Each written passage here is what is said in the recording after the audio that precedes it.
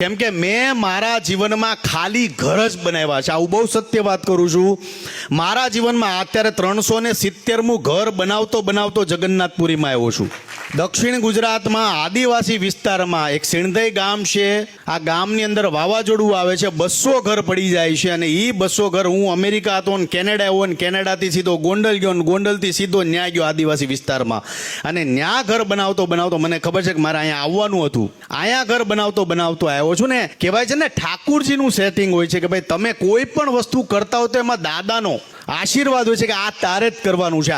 એવું નથી જીવનમાં કરોડો રૂપિયા બધાને આપ્યા છે, પણ ઈશ્વર નિમિત્ત બનાવે છે કે આ કામ તારે જ કરવાનું છે, આ ઘર સભા તમારે જ કરવાની છે. અમારી જેવા કરોડો લોકો સમાજમાં પડ્યા છે જે અમારી કરતા સારું કામ કરે છે, પણ અમને ઈશ્વરે નિમિત્ત બનાવ્યા છે. એટલે હું હરેક લોકોને કહું છું, યંગ જનરેશન મને ફોલો કરે છે તો તમામને કહું છું કે હરેક માણસ કામ કરતો હોય તો રાજી થાવ. પણ આપણામાં ઈર્ષ્યાવૃત્તિ એટલી બધી આવી ગઈ, કોક કાંઈક આગળ વધતો હોય એટલે સીધા ચાલુ થઈ જાય. એ તો હવે એના બાપ ઉપર લેણું હતું 25 લાખનું. વખાણ ક્યારે જીવનમાં આપણે નથી કરતા. કોઈ આપણે એમ કે આ ફલાણો માણસ જોતો, નાનો એવો માણસ હીરા ઘસતો આજે બિલ્ડર બની ગયો, કે એ તો 2 નંબરનો હશે, આવા જો નહીં. આપણે વખાણ નથી કરતા, પણ તમે આવા સંતોના સ્ટેજ પર આવો છો તો તમને શીખવા મળે છે કે માણસની પ્રશંસા કરતા પણ શીખો.